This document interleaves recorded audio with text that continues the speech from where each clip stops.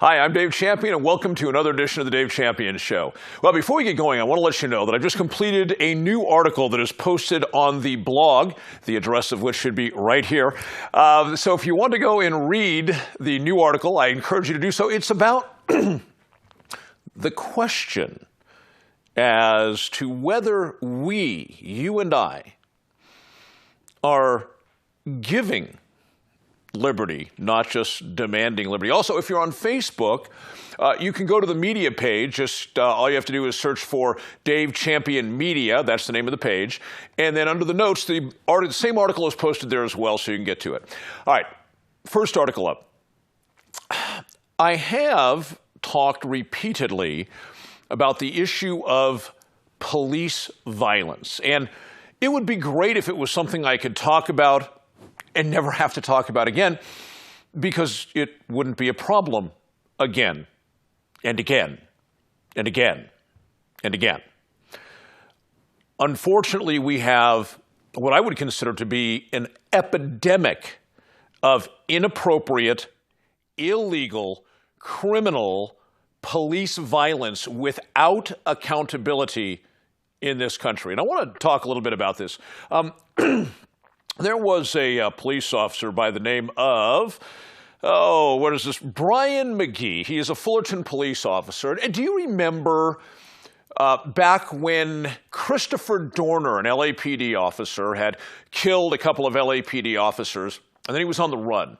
And all of law enforcement in Southern California was rabid to catch Christopher Dorner. And I certainly understand why they would want to.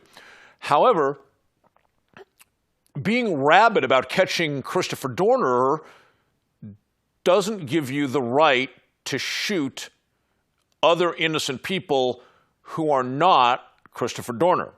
All right, so just this past week, the Los Angeles County District Attorney Jackie Lacey, I want to make sure I get her last name correct, announced that her office was not going to prosecute Officer McGee from the Fullerton Police Department. So what did Officer McGee do? Well, let's put this into context. First of all, we talked about the Dorner incident. There was a manhunt on for Christopher Dorner.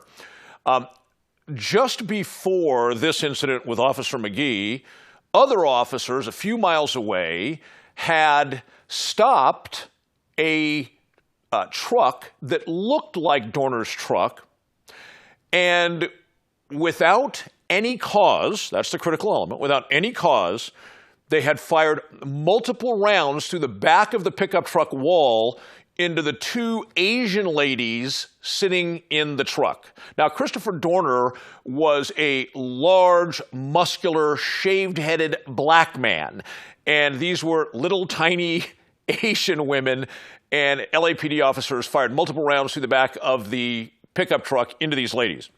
So that's the context. Moments later, Officer McGee sees a truck on the freeway. The make and model is the same as Christopher Dorner's, but it's a different color, right?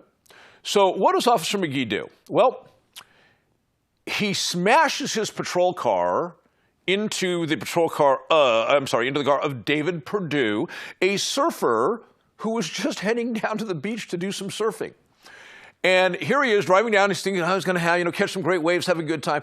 Smash! Officer McGee smashes his patrol car into Perdue's truck.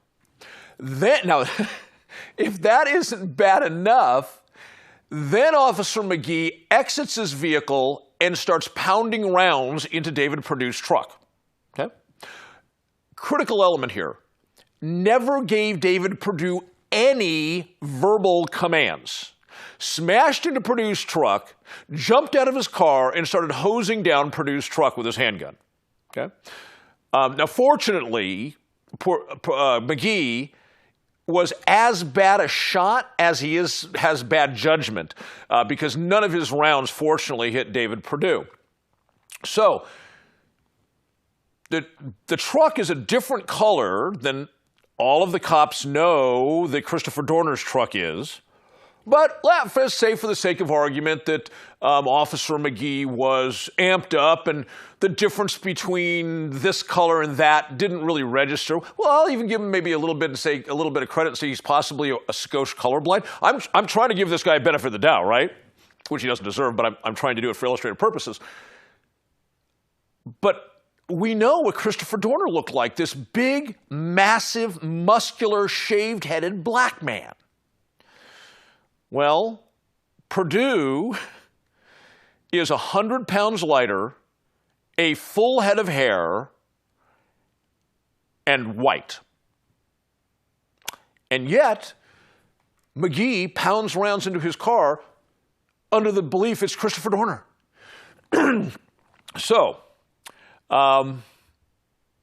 what are the possible charges the Los Angeles District Attorney's Office could have brought? Well, you certainly wouldn't want to bring murder charges because Perdue wasn't hit. You wouldn't want to even bring, I don't think, attempted murder charges because I think it would be very hard to convince a jury that Officer McGee intended to kill the wrong man. He said, gleefully, I'm going to use this as an excuse to kill the innocent. I don't think a jury would buy that. I wouldn't buy that. I don't think that's at all what happened. How about second-degree murder? This is where it's not premeditated, but the same sort of, instead of hours ago saying, I'm going to kill an innocent person, now you say it spur of the moment. I have an opportunity. Now I get to do it. I don't believe that's what happened either. So, second-degree murder, I don't think a jury would convict them. Now, let's take a look at what is called third-degree murder, often referred to as manslaughter. Now, manslaughter, depending on what jurisdiction you're in, it has several flavors and it has different boundaries, and I can't get into all that. It changes state to state. So I'm going to give you the broad strokes on this. There is a version of manslaughter. The law has different degrees and qualifications for these different elements that comprise manslaughter. There is one called criminal negligent manslaughter. Let me read you the definition. Now, I'm saying he should be tried for attempted manslaughter, not manslaughter. So the fact that it's talking about death, we're talking about attempt to kill, right? It occurs where death results from serious negligence or, in some jurisdictions, serious recklessness. So, there is a charge that is appropriate for Officer McGee of the Fullerton Police Department, and it is criminally negligent manslaughter. In other words, is there anybody on the planet who imagines that Officer McGee's actions were not seriously negligent? Okay? Is there anybody on the planet who would imagine his actions were not seriously reckless? Yeah, I don't imagine there is anybody who would say that, except Officer McGee, of course. So there is a charge. But why doesn't Los Angeles County District Attorney Lacey want to bring the charges? Well, it's simple. Government does not hold employees of government, especially enforcement individuals. It doesn't have to be cops. There's all sorts of enforcement that goes on in the government. The government doesn't want to hold its enforcement agents to the same standard as regular people. As an example, let's say there's just some other California or LA area resident at the same time that this Christopher Dorner thing was going on. And he says, man, that Christopher Dorner guy, he's killed people. If I see that guy, yeah, I'm taking him into custody or he's going down. Oh, let's say this guy has a legitimate concealed carry permit in Southern California. This is a fantasy story, I know. So he sees a truck that looks like Dorner's, but it's a different color. And inside that truck is a guy that's nowhere near Dorner's size with a full head of hair, and he's white. And the guy says, but that truck could possibly, maybe, I got the color wrong, that could be Dorner. So he pulls out his weapon, boom, boom, boom, boom, he caps a bunch of rounds into the truck. What do you think would happen to him? He'd probably be spending about the next 10 to 12 years in a state penitentiary for attempted manslaughter. Now, one of the distinctions about manslaughter is that you don't need to have mens rea. In other words, you don't have to show, criminal intent. All you have to do is show that it was seriously negligent or serious reckless, which I think is clearly the case here with Officer McGee. The point being that when we keep talking about needless law enforcement violence, part of what we're talking about is that people like D.A. Lacey simply, that's a green light. Okay, what she's doing by saying she's not going to prosecute McGee, what she's saying is to the cops in the Southern California area, at least in the Los Angeles County where she's in control of prosecution, what she is simply saying is, if you have the color wrong, the race wrong, the stature wrong, the overall appearance wrong, and you hose somebody's car down with a gun, good to go. This office isn't going to do anything to you. God bless you, carry on. That's what she's saying. Now, I'd like to tell you that this is the only such case of these things going on, but we know it's not true. One of the articles in the news this week was a reserve police officer beat a 4-year-old child so badly, the 4-year-old child had to be emergency airlifted to an ICU unit. Okay? Fortunately, there was a little different outcome as far as the officer was concerned. His own agency then 3 days later, did a massive, violent SWAT entry onto the home, used an armored car to break through his fencing, used flashbangs in the house, and took him into custody. He's being held on $1 million bail, and he's going down. But that's because he hurt a child, and it was not involved in an official police function. Had he beat that child, that 4-year-old child, senseless and put him in the hospital for official reasons, well, we don't know how the outcome would be. Now, when we come back from the break, I'm going to tell you another story. And this is about a case out of Orange County, California. And I think it is, I know it is far more egregious than the story that I just shared with you about Fullerton Police Officer McGee.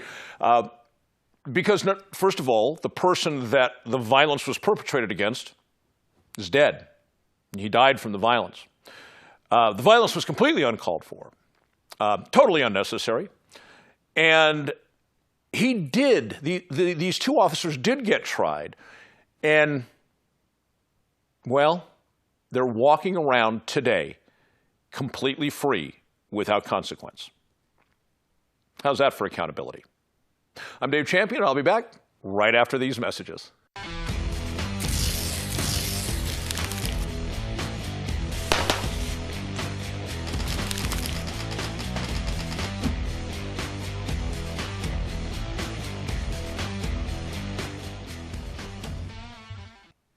All right, we're back talking about inappropriate, illegal, criminal police violence. And I want to share with you another story. There was a homeless schizophrenic man by the name of Thomas Kelly. And he's now dead. He's dead because he was beaten by officers Manuel Ramos and, I want to get this last name right, Jay Cicinelli. Okay? They got a call concerning a homeless person, so these two officers roll up and they ordered Kelly to sit on the curb with his hands on his knees. Now, this is a mentally disabled person with diagnosed schizophrenia. And he did not stay sitting on the curb with his hands on his knees. Okay? I've dealt with this plenty of times. Especially, a lot of homeless people are what the law enforcement circles often refer to as EDP, emotionally disturbed persons. So when you come in contact with a homeless person as a police officer, there's a high expectation that they're going to be an EDP.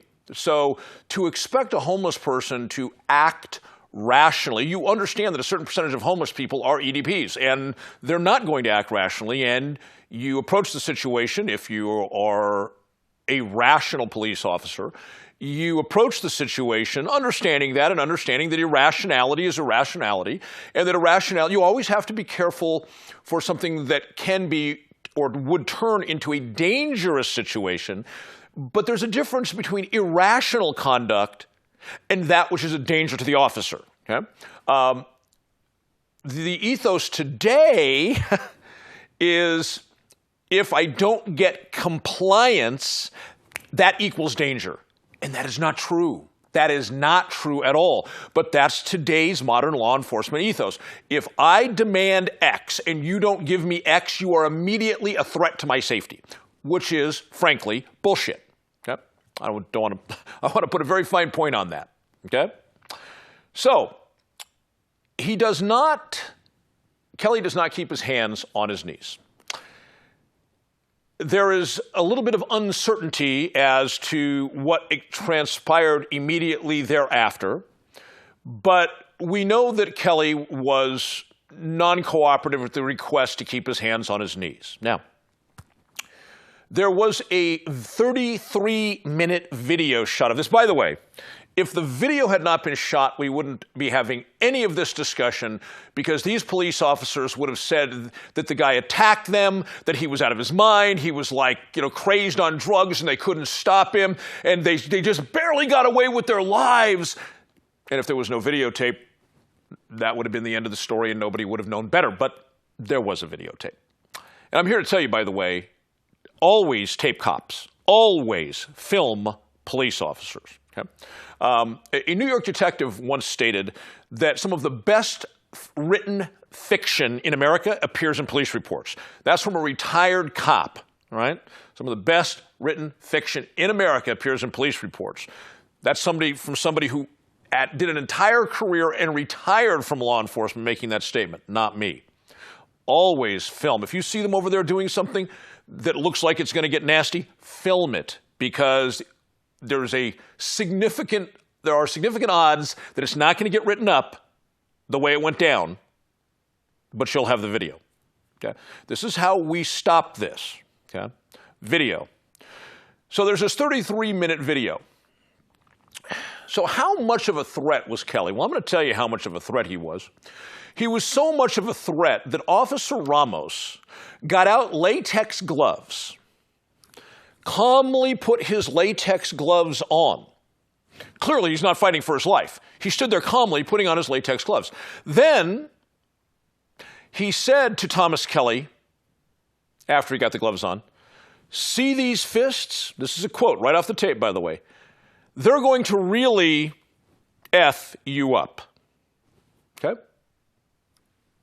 How much of a threat was there to the officers if he had time to casually put on his latex gloves and then threaten Kelly with the violence that Ramos was intending to reap upon him? The answer is there was no threat at all. There were acts of disobedience by Kelly because he was schizophrenic, mentally disabled, but it wasn't a threat to the officers. The officers wouldn't have had the time to act this way. Okay? Now, for the next 9 minutes, by the way, additional officers showed up at the scene. For the next 9 minutes and 40 seconds, 6 police officers beat Thomas Kelly. 9 minutes and 40 seconds. For those of you who maybe in your youth you used to get in fights, or you're involved with the martial arts, or maybe you just watch these UFC or MMA type things, right? You understand, if you are fighting for real out on the street, 30 seconds can be an eternity.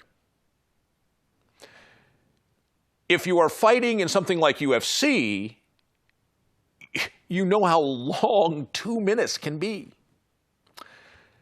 Imagine 6-on-1, 9 minutes and 40 seconds. Okay, show of hands, how many people say, 3 minutes into this that Thomas Kelly was a threat to those 6 police officers? Anybody? It's absurd, right? In addition to that, Officer Cicinelli tasered Kelly twice in the face. Now, that's not police protocol. You don't taser somebody in the face. Kelly was on the ground. He clearly could have shot the barbs into Kelly's torso. He chose the face. He targeted the face. This was torture by police officers. So, Ramos beat Kelly with his fists, and then I guess when he started to tire, he picked up a baton, police nightstick, began beating him with a nightstick. During the 9 minute and 40 second beating, Kelly cried out 102 times. Here are some of the things he said. He's crying this out while he's being beaten to death. "Sir, please, okay, okay."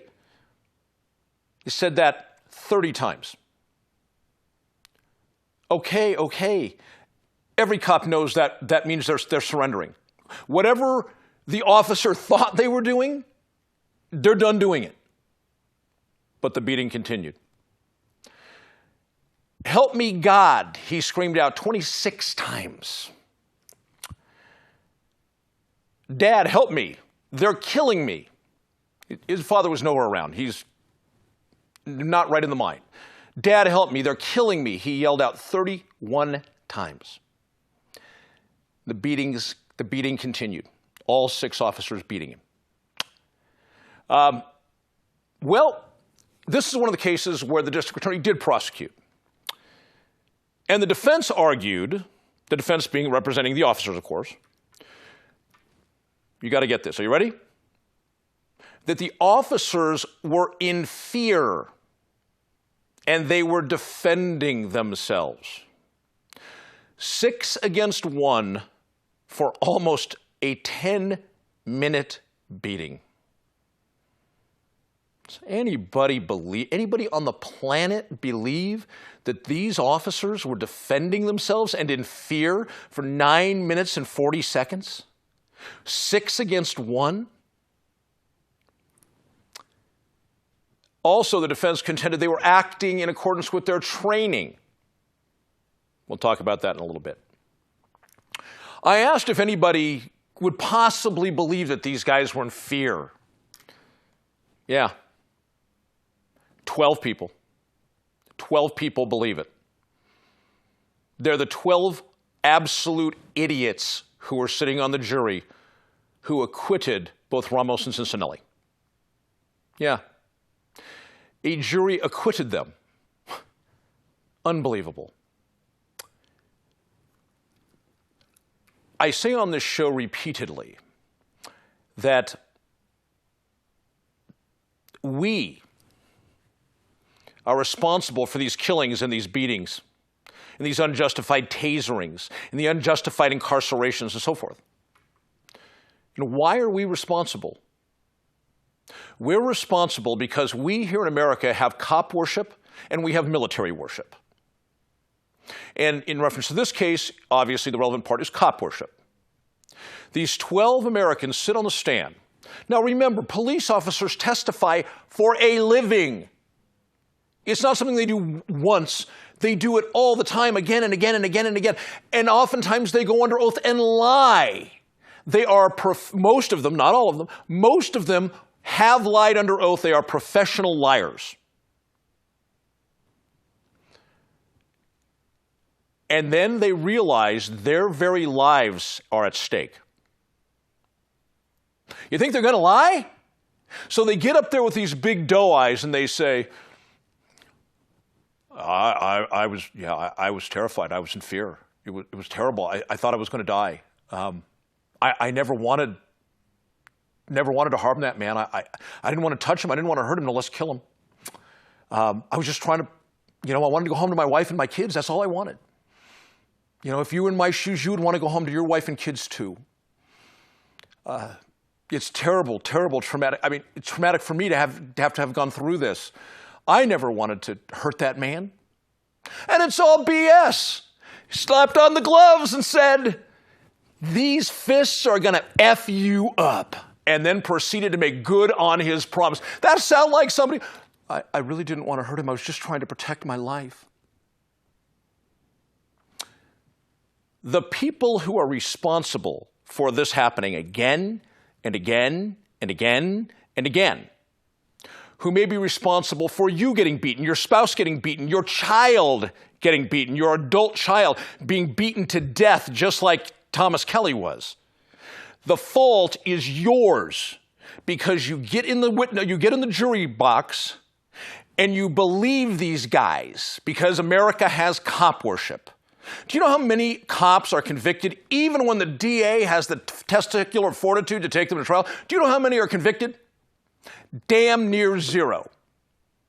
If you don't want to be beaten, start doing the right thing. I'll be back in a moment.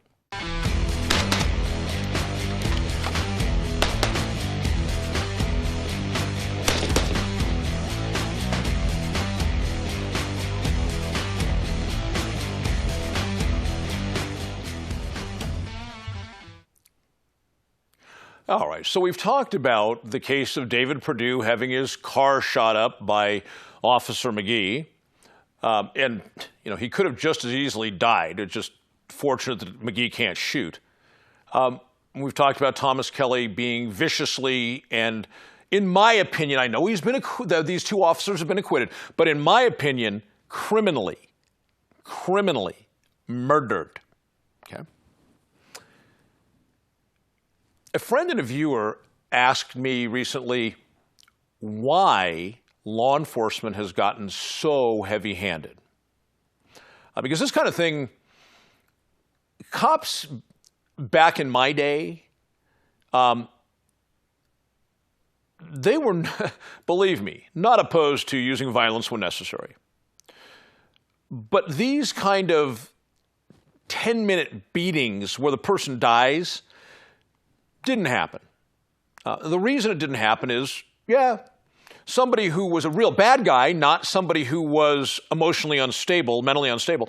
Somebody who was a real bad guy, depending on what he did at the moment when they were trying to take him into custody, well, I'm going to tell you the truth. He might take an ass whooping, but not like this, okay? And then they got arrested, handcuffs got put on them, they got taken down to jail. If they needed medical care, they got it, and off to trial they went, and that was the end of the story. People weren't beat to death mercilessly on the street. So what's different today? Well, I've got some bullet points here that not in any particular order. Cowards. Law enforcement has a lot more cowards in it than existed there 30 or 40 years ago. And let me explain what I mean by that. 30 or 40 years ago, if you wanted to be a cop, it's because you wanted to be a cop. And back then, being a cop was not glamorous. I mean, the big television show about cops was Adam 12, all right? There was nothing sexy about that. So if you wanted that job, you had a fairly realistic frame of reference as to what the job actually was, and you understood, you could look at all the various occupations that were out there, say, of all the occupations that were out there, I choose cop. Knowing it wasn't glamorous, knowing it wasn't high paid, knowing it was long hours, knowing there was going to be violence and you might be the one receiving the violence. Everybody knew that. Today it's different. Today, violence wreaked upon a police officer is almost unheard of. That's very appealing to bullies and cowards. Okay? Perfect example would be Thomas Kelly. 6 officers beating 1 man for 10 minutes. Okay? Those are cowards doing that. And there's absolutely no excuse for it. I'm going to cover in a minute how the training has changed a bit, which tends to take officers down that road a bit. But 10 minutes, give me a break. Okay? That's just viciousness and cowardliness. All right, so, and also today people join for all sorts of reasons. The pay is significant today, where 30 years ago it was not. Today there's all sorts of cop shows, and cops are the heroes, and they do these amazing, fantastic tasks. And boy, to be a cop today is considered a pretty sexy thing. And boy, especially if you're a guy, you're going to get a lot of the honeys. It's a whole different game today. It's not just being a blue-collared working man like it was 30, 40 years ago. It's something considered a lot sexier today. That means the people who don't necessarily really want to be cops, they just want the sexy part of it, gravitate towards law enforcement. The money's pretty substantial these days. The benefits are pretty substantial these days. And despite all the crap that they talk about how dangerous the job is, okay, been there, done that, ain't that dangerous, it's not even like the top 50 or 60 most dangerous jobs in the country. Not even close. Okay? So that's just all hooey. And then a lot of cops, they join because they want to do other things within the agency. They don't want to work on the street. They want to do other things. So they join. They do as little time as they can on the street. They're not real cops. They have other agendas. Okay? So we got a lot of these cowards, guys that really aren't cops in their hearts and souls, and we see what happens. They turn into petty tyrants and thugs. Second reason, inappropriate application of something called qualified immunity. What qualified immunity means is that a police officer in a civil action against them can be, by the court, dismissed from the case in their personal capacities, dismissed from the case because the defense attorneys came in and made the case that what they were doing was reasonably within the scope of their job, or that they were following training they had received in the academy, or training they had received after leaving the academy, incremental training throughout their career, or training in their first year from their field training sergeants and so forth. So if they argue that the officer's action was in accordance with the department policies or the training they'd received, or was properly within the scope of their employment, then the court will say, we're not going to hold these guys personally responsible. If they were doing what their department taught them, if they were within department policy, in their personal capacities, we're going to dismiss them from the suit. What that means is when the judgment comes in, let's say it's a $6 million judgment, right? The cops don't have to pay a penny of it. You do. The taxpayers pay 100% of the cops pay nothing. Okay? Just like these officers take the stand, as I said earlier, with these doe eyes, and it was terrible. I was in fear for my life, when they were really just giving somebody an ass whooping. Okay? The same thing happens when their attorneys start making these cases about policies and training. You can twist this stuff, especially if the training took place, say, 7 years ago. You can twist what was said, or your understanding of what was said. Or let's say your partner was at that training with you, and he's accused of the same thing. He's going to verify, oh, no, that's what we took away from the training, that we were supposed to do it this way. There's all sorts of little games and gimmicks that can be played to get the court to say, well, we're going to dismiss you in your personal capacities. What this does, by the way, when cops are constantly, by the way, that's about 98% of cops that are sued civilly are dismissed personally from the suit. It's ridiculous. And what it does is carte blanche. I can do anything I want. Yeah, my department might not give me that next promotion next year. I'll have to wait a couple of years more. Or I might get transferred to a job I don't particularly like within the agency. But nothing really big and important is going to happen to me. I can whoop anybody's butt. I can do anything bad I want. And nothing really bad is going to happen to me. Kind of a carte blanche attitude, and that's exactly what's going on. Unwillingness of the district attorneys to file suit. And there's a couple reasons for that. Some district attorneys, they are very, very, very, very, very, very, very pro-cop. They work with cops every day. In their minds, much like police officers today, I have this badge, you don't. Cop, scumbag, okay? Many police officers have that point of view. And some district attorneys have that point of view, that these are my favored people, these guys with the badges and the guns. The citizens are really the people we have to put up with. So when it comes time to file charges, many DAs they show great favoritism towards law enforcement, which they shouldn't. It is unjust. They are promoting a system that is unjust. And here's the thing. If the public gets fed up and starts shooting cops, really the two people that are to blame for this are cops and district attorneys. Cops for being bad cops, and district attorneys for not prosecuting enough bad cops. Okay? So, and then the other side is many district attorneys have tried to prosecute cops. They got the same outcome as in the Thomas Kelly case, that they're acquitted. How many times are you going to prosecute cops, put yourself on the other side of the fence from the group you work with day in and day out, only to have idiotic jurors with cop worship acquit them time and again? How many times are you going to do that? So sometimes it's not a bad DA. Sometimes it's a DA that says, I'm done. I've tried. This isn't working. The citizens are idiots. These cops are bad. I'm prosecuting. I can't get a conviction. Why bother? And I understand. Changing philosophies of training. Okay? 30 years ago, hands-on was not considered a bad thing. In my mind, it was actually considered, if needed, a good thing. I didn't even let my guys carry batons. Instead, I put them through special schools, martial arts schools, that were very tailored for police officers. So They knew exactly what they needed to do, and having their hands empty and able to use them was the answer, rather than sticking people, which I've never seen as, I mean, it has its application, but very narrow. Today, not so much. Today, police officers are encouraged to keep their hands off of people until the person has complied. So in other words, a police officer might say, knock someone to the ground. Once they're on the ground, that officer is going to say, roll over on your stomach and put your hands behind your head. Okay? If the person doesn't comply, the officer is not going to physically engage. The officer is going to taser them or continue to stick them in the legs. You know, they strike them several times in the legs. Roll over on your stomach. No.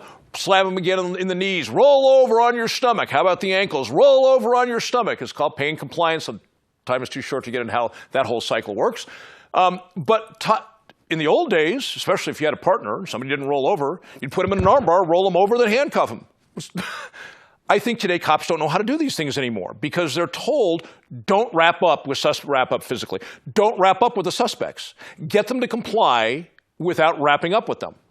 Well, what if you've got somebody like Thomas Kelly who's mentally disabled, who may not be able to comply? The more pain you put on him, the more frazzled his already damaged brain becomes. Why not just put him in an armbar, get him in a wrist lock, roll him over, and handcuff him? Get him in a leg lock and get him on his stomach. Then have your partner get him in an arm lock and handcuff him.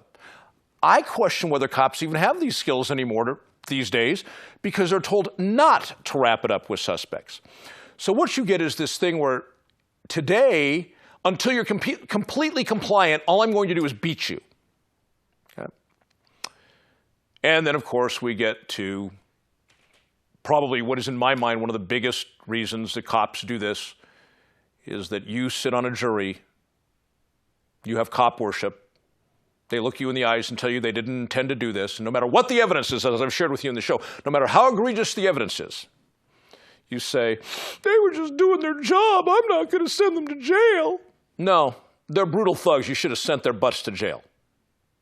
I'm Dave Champion, I'll be back right after these words.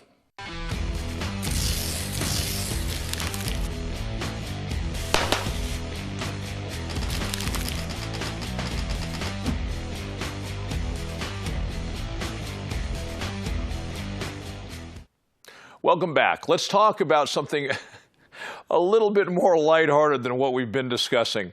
What does the legislature, your legislature of your state, have the authority to legislate upon? Right?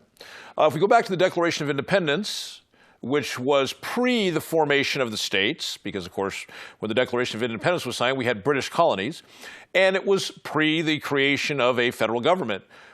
And it talks about that the only legitimate purpose for government is the preservation of our unalienable rights, right?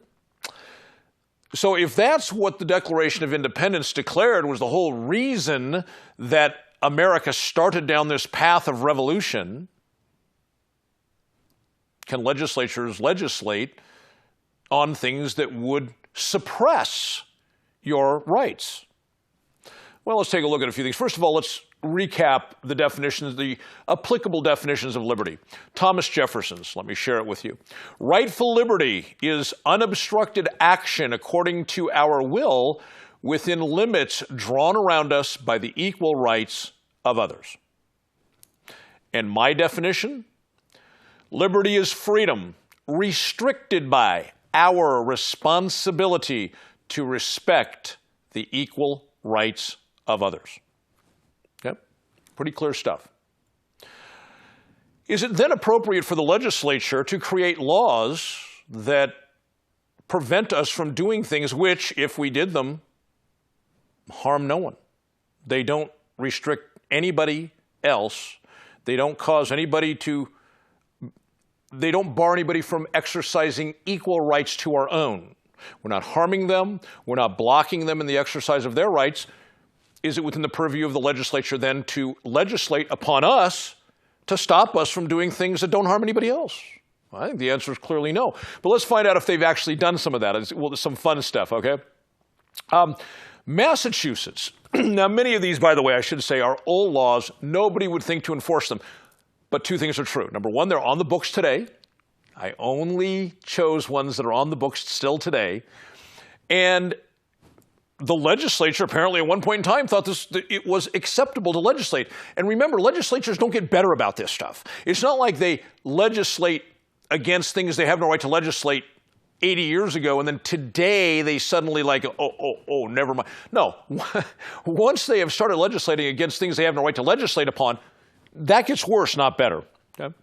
In Massachusetts, you gentlemen cannot have a goatee. Yeah. Oh, I'm sorry, you can have a goatee if you have a special goatee license from the state. Yeah, I kid you not, that's on the book. So I'm going to tell you what I think this law was about back in the day. I don't know, I didn't research it, but when something as odd as that, you have to wonder what. I'm going to tell you what I think it was. I think it was, back, say, 100 years ago, gentlemen wore goatees. It was the style. And then the masses started trying to emulate the look of the upper classes. So what they did is they said you cannot have a goatee unless you pay to get a license. And of course, the poor masses couldn't pay the licensing fee or wouldn't just to grow facial hair. So that look was preserved only for the upper classes. I'm going to guess that's what the motivation was. That sounds like legitimate legislation, right? Oral sex. Yes, I said that on TV. Oral sex is illegal in 17 states. Now, I'm going to share with you these states so that you know when you're breaking the law. Alabama, Arizona, Florida, Idaho, Kansas, Louisiana, Massachusetts, Minnesota, Mississippi, Georgia, North and South Carolina, Oklahoma, Oregon, Rhode Island, Utah, Virginia, and Washington, D.C., which of course is not a state. Okay? So if you live in one of those states, whether you are giving or receiving, it doesn't matter. That's how those laws are written. You're a criminal. In Georgia, the punishment for oral sex, on the books today, not less than 1 year, not more than 20 years. I kid you not. So help me understand. You're at home with your spouse, and you're having a romantic evening, and you wind up in bed or on the couch or on the kitchen counter, what have you, and you get a hankering for oral sex to give or receive. Okay, help me understand where the legislature gets the authority in the privacy of your own home with your spouse or your date or whatever, I could care less, but back in these days, the presumption, of course, was spouse, that you cannot put your mouth somewhere on your spouse's body, and if you do, you're going to jail. In Virginia, it is illegal to have sex with the lights on.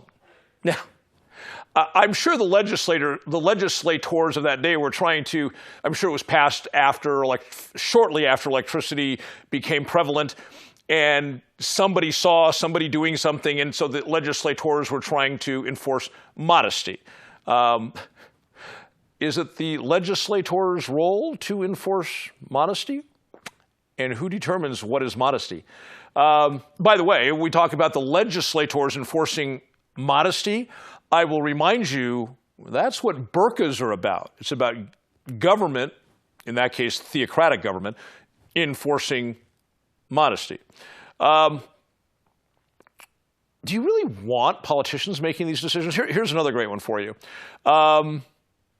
These are the states in which you can only have sex in the missionary position. So, ladies, you're out of luck. No doggy style for you. Yes, I said it.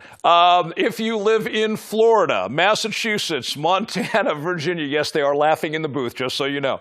Florida, Massachusetts, Montana, and Virginia, if you live there, only missionary position. Sorry, guys. Now, again, okay? The light thing, it's wrong, but I get it. Anything but the missionary position? Okay. Probably, I'm going to guess, probably comes from sex is only for procreation. Therefore, you can't have fun, which means the best way to keep you from having fun is not to allow you to mix it up and just do it one way, always. If you're married for 40 years, 50 years, you do it one way, always. And, of course, no oral either. Okay. Now, one of the things that I think most people believe in today, I would say those who believe otherwise are a tiny fraction of society, is that before you get married to somebody or decide you want to spend a long time with them, and maybe you're not going to get married to them, like Goldie Hawn and Kurt Russell, they've been together forever, they're still not married, but you're going to make that sort of a commitment. Okay? I think 98% of the population believes it's a heck of a good idea to find out whether you're sexually compatible before you pull the trigger on something like that, especially something like marriage, which is a legal matter. Well, sorry, if you live in the state of Oklahoma, nope. If you live in Oklahoma and you have sex out of wedlock, off to the hooskow you go. It's a crime. In Texas, if you own 6 or more dildos, yeah, I said that too, you're looking at a felony. Okay, help me understand where the legislature gets this authority. By the way, in the engineering booth, they are on the floor, I want you to know. And in Georgia, boy, Georgia is just, they're the worst. Sex toys, entirely banned. You cannot have sex toys in Georgia. Now, by the way, all of this explains why I live in Nevada. But help me understand where, the serious part of this, where a legislature could imagine that they have the authority to put you in a cage, take you away from your home, your work, your spouse, your kids, and put you in a cage because they said these things you shouldn't be doing. I don't think there's any justification for that at all under the law, but yet, as you can see, prevalent. And let's go on to something else, something a little bit more dramatic. Anal sex. And do you know there are still laws on the books? There was a case, Lawrence v. Texas, 2003 case, which struck down any laws against anal sex in private, no matter what the sex of the gender of the people were, between consenting adults. Okay? The Supreme Court struck that down. But yet, something like 13 states refused to remove those statutes. Well, why are those statutes there? Well, they're there to intimidate homosexuals. But a bigger point is, the basis for these laws is supposed to be something called the natural law. Let me share with you a definition. Natural law is a view that certain rights or values are inherent or are universally cognizable by virtue of human reason and human nature. Really, okay? Certain rights and values, okay, are universally cognizable. You know, I read this. This is supposed to be natural law. This is what a lot of these sex laws are based on. Oh, the conformance with the natural law. Universally cognizable? I can't find anything that people are universally cognizable about. Okay, you know, if I said this is an iPhone, I'd find somebody who would say no, it's not. There's nothing that's universally cognizable. So this is a ridiculous concept. And when you're talking about the law and something, well, it's in accordance with the natural law, who gets to decide what is reasonable, what the natural law indicates? You? Me? Patrick in the engineering booth? I don't know. And the point is, there is no appropriate person to decide it except you. That's the liberty equation. And the idea that somebody can put you in jail because you made a call that's right for you, that some legislator disagrees with, even though you're harming no one, you're not interfering with anybody else's free exercise of their rights, you're going to be put in a cage. You see where I'm going with that? My friends, the immortal words of Thomas Paine: "It is the duty of the patriot to protect his country from its government." Thank you for spending what I know is your very valuable time with me. Talk to you next week. Take care. Bye-bye.